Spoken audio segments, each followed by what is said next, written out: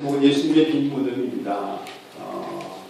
이 세상에 살았던 모든 사람들에게는 무덤이 있었지만 예수님 무덤은 빌렸던 무덤뿐만 아니라 그 무덤은 비어 있어서 예수님의 부활을 증거하고 있습니다.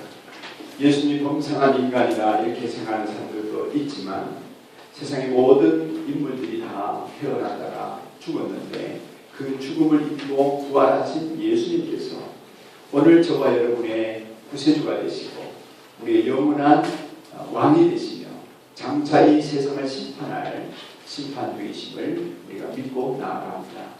여러분의 그 믿음과 은혜가 있으시기를 축복합니다. 예수님의 무덤이 비어있다는 것은 예수님이 부활하셨음을 단적으로 보여주는 예입니다. 많은 예수님 당시의 사람들과 또 2000년이 지난 오늘까지 예수님의 부활을 부인하고자 예수님의 무덤이 비어있다는 이 역사적 사실에 대해서 이것이 예수님의 부활을 증명할 수 없다고 하는 것을 합리적으로 설명하기 위해서 무수히 많은 사람들이 노력을 했습니다. 예수님이 부활하지 않았다는 것을 증명하기 위해서나 그것을 주장하기 위해서 예수님이 돌아가시자마자 그 예수님의 부활을 부인하고자 하는 사람들의 노력은 끈질기게 즉각적으로 계속되어졌습니다.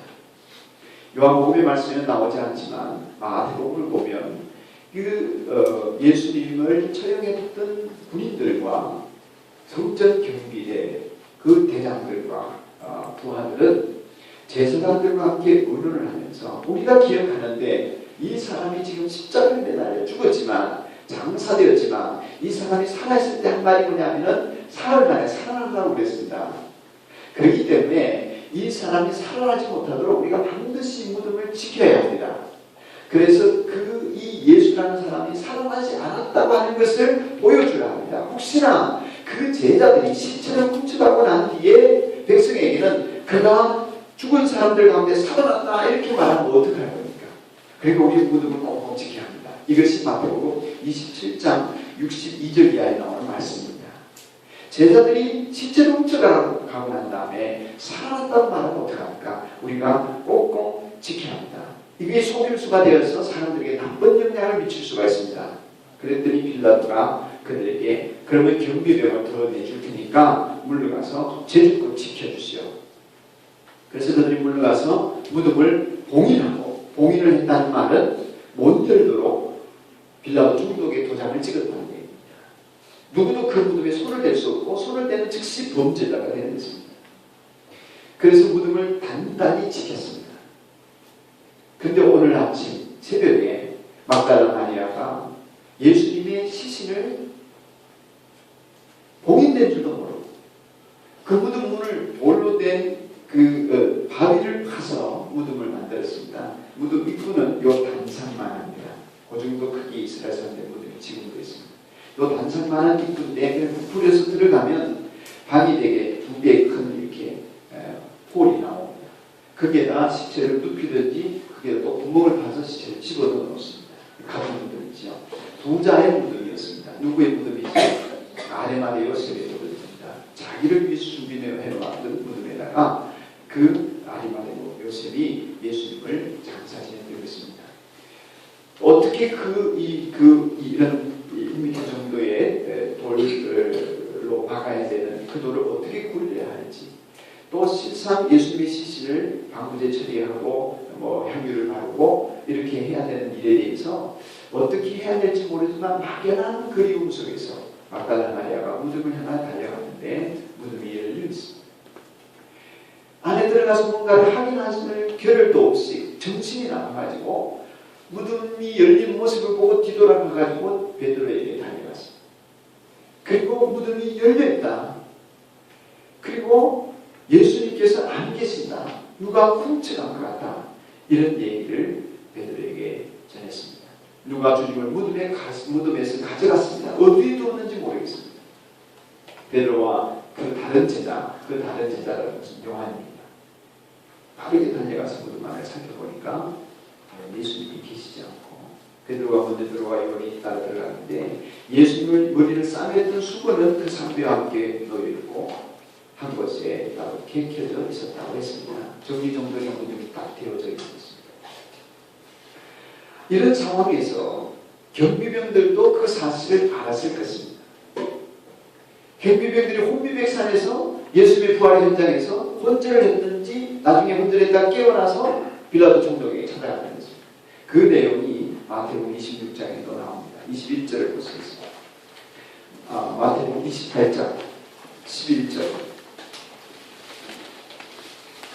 성경에 있으신 분들은 한번 찾아보겠습니다. 마태복음 28장 11절에서 15절. 같이 한번 읽겠습니다. 시작.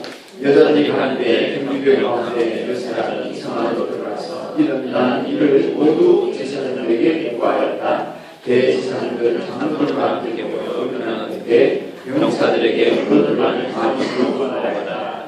예수의 제자들이 함정에 와서 우리가 전선 사이에 시체를 쫓아갔다고 하고 나아라. 이 소문이 조리에게 들어가게 되더라도 우리가 잘못해서 너희에게 아무 해가 끼치지 않게 해주겠다. 그들은 돈을 받고서 시키는 대로 하였다. 그리고 이 말이 오늘날까지 유대인들 사이에 널리 퍼져 있다. 아멘. 유대인들 사이에 널리 퍼져 있는 말이 뭡니까? 제자들이 예수님의 시체를 훔쳐갔다. 그러니까 예수님의 빈 무덤에 대한 설명을, 예수님의 부활을 극구 부인하기 위해서 요론을 조작한 것입니다. 오늘날도 요론 조작 많이 하죠. 그렇게 요론을 조작해서 시중 사람들은 다 어떻게 믿었습니까? 예수님을 시체를 제자들이 훔쳐갔다고 믿게 만들었던 것입니다. 여러분, 예수님께서는 사흘 만에 부활하시고 제자들에게 심각하게 말씀하셨습니다. 그런데 이 심각한 얘기를 듣고 제자들이 예수님의 부활을 믿었느냐 하면 전혀 그렇지 않습니다. 돈을 받고 여론을 조작한 이 경비대원들, 그 소문이 온전하게 유대인들 사이에 퍼져서 예수님의 제자의 시체를 훔쳐갔다고 말하지만 성경이 기록되기 이전까지 사람들은 다 그렇게 믿고 있었기 때문에 예수님의 부활에 대해서 부인하면서 살았을 것입니다. 그러나 분명한 것은 이런 얘기가 나온다는 것 자체입니다. 예수님의 시체를 훔쳐갔다는 여론이 조작되는 것 자체가 예수님의 무덤이 비어 있었으며 부활하셨다는 사실을 증거하는 반증이 되어지는 것입니다. 또 우리가 생각할 수 있는 것은 우리 어린이들이 혹은 청소년들이 예수님이 부활하셨음을 믿는지 안 믿는지는 잘 모르겠습니다. 제가 물어보지는 않겠습니다. 정말 예수님의 제자들이 시체를 훔쳐갔을까요? 그래서 무덤이 비어 있었을까요? 아니면 정말 예수님이 부활하셨기 때문에 예수님의 무덤이 비어 있었을까요? 이 질문을 해보고 싶습니다. 둘 중에 어느 걸까요? 1번, 예수님의 제자들이 시체를 훔쳐갔기 때문에 거기에는 예수님이 없었다. 무덤이 비어 있었다. 1번이에요. 2번, 청소년들이 대답하는 거예요. 어린이들을 가만히 있고. 2번, 예수님이 실제로 부활하셨기 때문에 예수님의 무덤이 비어 있었다. 1번, 2번 어느 쪽이에요? 시작. 2번. 아니, 청소년들만. 여기 가운데 있는 청소년들만. 시작. 손가락으로 해. 시작. 1, 2. 눈치 보면서 하지 말고 자기 진심을 말해요. 진심. 네, 결국은 승리를 V 이렇게 했습니다. 여러분에게 축복이 있기를 바랍니다. 네. 여러분, 논리적으로 얘기해도 상식적으로 생각해도 예수님의 제자들이 시체를 훔쳐가다는 거의 불가능한 일입니다. 왜냐하면 제가 몇 가지만 얘기해요. 첫째, 예수님이 십자가에 달려 돌아가셨을 때 예수님에 대해서 가장 신망한 사람들이 누굽니까? 제자들입니다. 예수님을 따라다니면서 언젠가 그분이 왕이 될 것이다. 자기들은 한 자리 할 것이다. 그런데 어이없게도 예수님이 정치범으로 몰려서 체포되는 것을 보았습니다. 그랬을 때 이들의 실망, 이들의 두려움, 그들도 예수님처럼 잡혀줄 것 같은 이 공포감이 얼마나 컸겠습니까? 이렇게 실망한 제자들이 갑자기 며칠 사이에, 만 사흘도 안 되는 사이에 마음이 변해가지고 자기를 실망시킨 예수님의 시체를 훔쳐놓기 위해서 모험을 감행한다. 그분이 죽은 것이 아니라 부활했다는 음모를 꾸민다. 여러분, 그럴 이유가 어디에 있겠습니까? 뭐 때문에? 이게 전혀 앞뒤가 맞지는 않습니다. 또 군인들을 피해 도망간 사람들이 있습니다. 경비병들이 지키고 있습니다. 두 눈 뻔히 뜨고 견고하게 지켰다고 했습니다. 든든히 지키라고 했습니다. 총독의 명령을 받고 지켰습니다. 그렇게 군인들이 지키고 있는데 군인들을 피해 죽을까봐 도망갔던 그 제자들이 며칠 사이에 마음이 변해가지고 용기를 내가지고 예수님을 군인들을 물리치고 민간인이 예수님의 시체를 훔쳐가려고 작당을 한다. 그럼 이게 말이 되는 얘기가 아니죠. 설사 제자들이 예수님의 시체를 훔쳐나가고 부활했다고 소문을 냈다고 합시다. 실제는 죽었는데 실제로 훔쳐나가고 부활했다고 소문을 냈다고 합시다. 그렇게 예수님을 훔쳐가기 위해서 무덤을 지키고 있는 로마 군인들을 물리쳐야 하는데 예수님을 체포하고 군인들이 몰려왔을 때 겁이 나서 도망쳤던 이런 제자들. 어떤 무기도 없이 어떻게 갑작스럽게 용기가 나서 군인들을 물리치고 시체를 훔쳤다. 조작극을 꾸밀 수가 있겠습니다. 이게 상식이 아니겠습니다. 세 번째로 한 가지 더 드린다면 무슨 이익이 있습니까? 그렇게 한다. 제자들에게 돌아오는 것이 뭐가 있습니까? 어떤 작당을 하고 음모를 꾸미고 일을 할 때는 정치적이든 경제적이든 자기 개인에게든 무슨 얻어지는 게 있어야 되지 않습니까? 무슨 이유인지 모르지만 제자들이 예를 들면 성공적으로 시체를 훔쳐갔다고 합시다. 정말 성공적으로 제자들이 시체를 군인들의 눈을 피해서 훔쳐 감추어뒀다고 합시다. 그러면 그렇게 한 후에 되는 일이 뭐가 있겠습니까? 뭐가 되겠습니까? 돈을 법니까? 유명해집니까? 팔자를 고칩니까? 벼슬을 얻습니까? 이들이 예수님이 부활했다는 신앙을 가지면 즉시로 뒤따라오는 게 뭐냐면 고난과 핍박입니다. 그렇지 않습니까? 잡혀 죽습니다. 어려움을 겪습니다. 그런 상황에서 어떻게 한 사람의 배신자도 없이 가룟자는 죽었으니까 11명의 제자들이 한 사람도 배신하지 않고 11명이 똘똘 뭉쳐가지고 조작을 하고 예수님을 위해 목숨을 바치겠습니다. 그래서 여러분, 사람들이 진리를 거스르고 그 진리를 받아들이지 않기 위해서 우기는 것은 끝이 없습니다. 예수님의 부활을 인정하기 싫으니까 제자들이 훔쳤다는 사실을 무턱대고 퍼뜨리고 예루살렘 시민들은, 유대인들은 그것을 믿는 것입니다. 오늘도 유대인들은 안타깝게도 이 예수님의 제자들의 시체를 훔쳤다는 음모를 믿습니다. 성경에 있는데요. 여러분, 무덤이 왜 비어 있습니까? 아주 이런 대답을 좀 시원하게 좀 해봐요. 무덤이 왜 비었습니까? 믿습니까? 네. 안 믿는데 그냥 어물어물 말하시는 것입니다. 이 무덤을 발견한 마리아의 얘기가 오늘 본문입니다. 일찍 새벽에 왔습니다. 6시쯤. 여러분, 이 얘기를 조금만 더 하게 되는데 들여다보니까 예수님의 시체가 없습니다. 두 가지 생각이 들었을 것입니다. 하나는 도둑이 들었다. 군병도 도망가고 없는 상황이니까. 두 번째는 예수님의 적들이 시체를 훔쳐갔다. 이렇게 생각을 했을 수가 있을 것입니다. 부관 참시회를 하고 있지 않습니까? 예수님을 정말 미워하고 싫어하는 사람들이 죽은 시체를 꺼내가지고 또 어떻게 해보려고 몸일감을 주려고 그렇게 하지 않았나, 이런 생각을 했을 것입니다. 그러니까 마리아가 훔쳐갔든 어떻게 했든 간에 누가 참시를 하려고 했든 이게 두려운 일이 아닙니까? 그렇게 해서는 안 되지 않습니까? 그러니까 어디에 시체가 있는가 찾으려고 몸부림치는 모습입니다. 제자들에 가서 묻고 또 천사들을 만나서 묻고 예수님을 만나서 묻는 게 뭐냐면 지금 시체를 가지고 누군가가 예수님을 농락하고 그 시체를 가지고 어떤 조작을 벌일까봐 두려운 것입니다. 살아났다고는 꿈에도 생각하지 못합니다. 예수님이 부활하셨다는 것은 꿈에도 믿지를 못하고 그렇게 예수님의 시체를 찾기에 급급했습니다. 마리아 얘기를 뒤따라온 베드로와 요한이 들어가 보니까 몸을 감싼 그 수의, 쌈배라고 여러분 보면 되는데 머리를 산 수건이 그 자리에 있는 시체가 없습니다.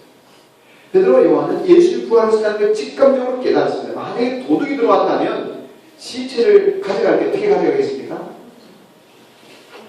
시체를 왜 가져가냐면 그 부장품들을 훔치려고 도구를 하듯이 가져가는 거죠. 가져갔다면 어떻게 가져갔습니까?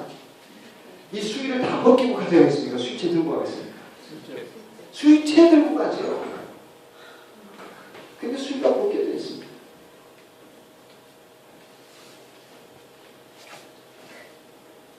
만약에 대적들이 예수님의 시체를 훔쳐가서 부관 침실을 하려고 했다 하더라도 옷을 벗겨놓고 갈 리가 없습니다. 아, 예수님 부활하셨구나. 직감적으로 믿었다고 생각할 수 있습니다. 한 가지 틀림없는 것은 예수님의 무덤이 어떻게 되어 있었다? 비어 있었다. 막달라 마리아가 보았을 때, 베드로가 보았을 때, 요한이 보았을 때 이 무덤이 비어 있었습니다. 예수님의 빈 무덤, 이것은 인류 역사의 전무후무한 부활의 역사에 직접적인 증거가 되었던 것입니다. 여러분, 예수님의 무덤이 부활하심으로 말미암아 비어있게 된 것은 예수님께서 죽음을 이기시고 정복하셨기 때문이고 우리에게 부활의 소망을 보여주신 은혜 때문입니다. 따라서 예수님을 주님으로 영접한 그리스도인들에게는 더 이상 죽음이 두려움의 대상이 되지 않았고 제자들은 성령 충만 받은 이후에 이 예수님의 부활을 증거하는 증거로 서서 그 예수님의 부활을 온전하게 세상에 뻗어있는 복음의 일꾼들이 되었습니다.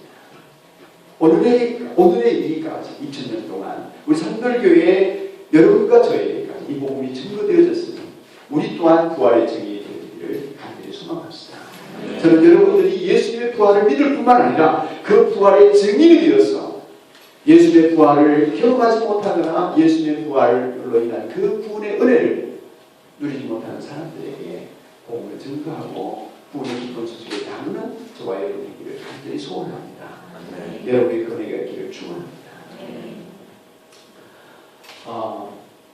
예수님께서 이렇게 부활하시고 승천하시고 제자들에게 성령을 내려주시고 제자들은 그 말미암아 예수님의 부활을 증거하는 증인들이 되었습니다. 근데 요한복음은 오늘 요한복음 20장을 읽었는데 요한복음 13장부터 21장까지 예수님이 죽임을 당하시고 승천하시는 짧은 기간, 그러니까 승천까지는 아니지만 부활하신 이후에 짧은 기간을 긴 내용으로 묘사하고 있습니다. 특별히 목요일 최후의 만찬을 하시고 그날 밤에 잡히시고 고난당하시고 죽임당하시고 부활하시기까지의 내용을 13장부터 20장까지 담담하게 써내려가고 있습니다. 그 3일 어간의 일을, 그러니까 요한복음 21장까지 있지 않습니까? 21장까지 있는데 3분의 1에 해당되는 7장을 3분의 1을 예수님이 순환과 죽음당하신 사흘에 관한 내용을 기록하는 데 쓰고 있습니다. 그 사흘간의 기록에 소론과 같은 내용이 13장 1절입니다. 한번 읽겠습니다. 13장 1절.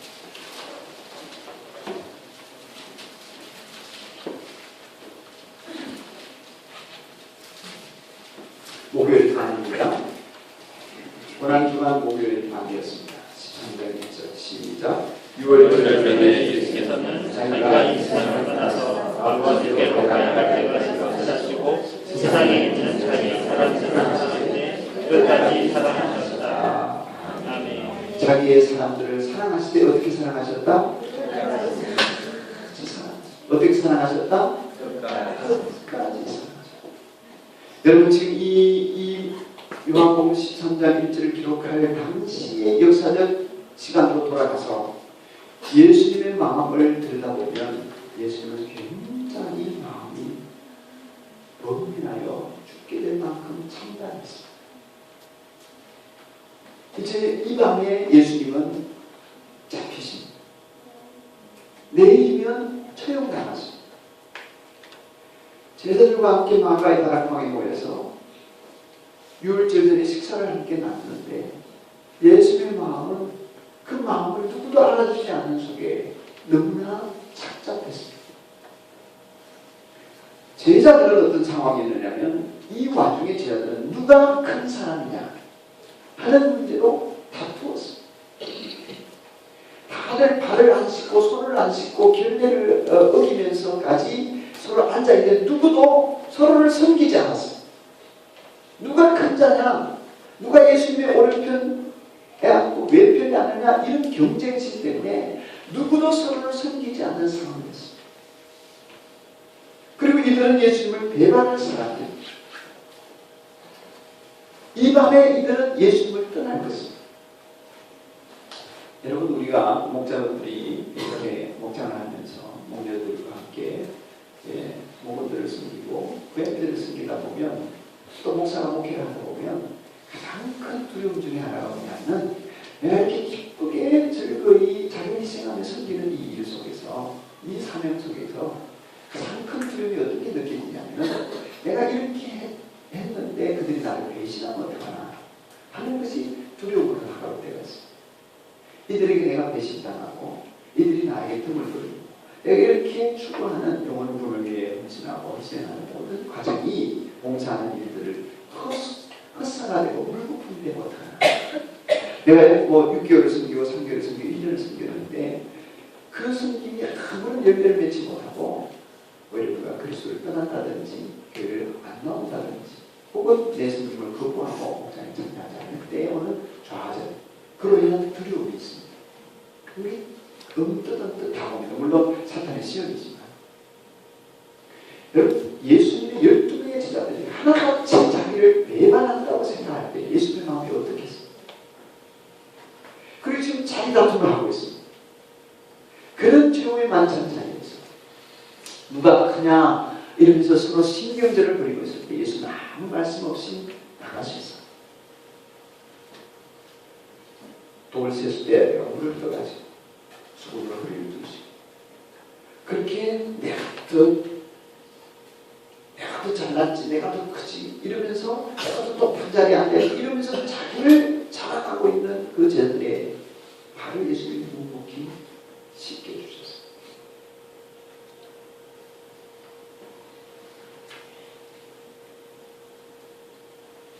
아마 제자들은 요한이 이 요한복음서를 기도할 때 제자들은 나중에 예수님의 부활을 경험하고 나중에 이 사건을 돌아볼 때에 정말 낯이 뜨거울 정도로 부끄러웠을 뿐만 아니라 예수님의 그 사랑이 얼마나 자기를 향한 사랑이 얼마나 크고 넓고 깊고 한량없는 사랑이었는지 아무 말이 없어도 예수님 그 사랑을 제자들은 한없이 느낄 수가 있을 것입니다.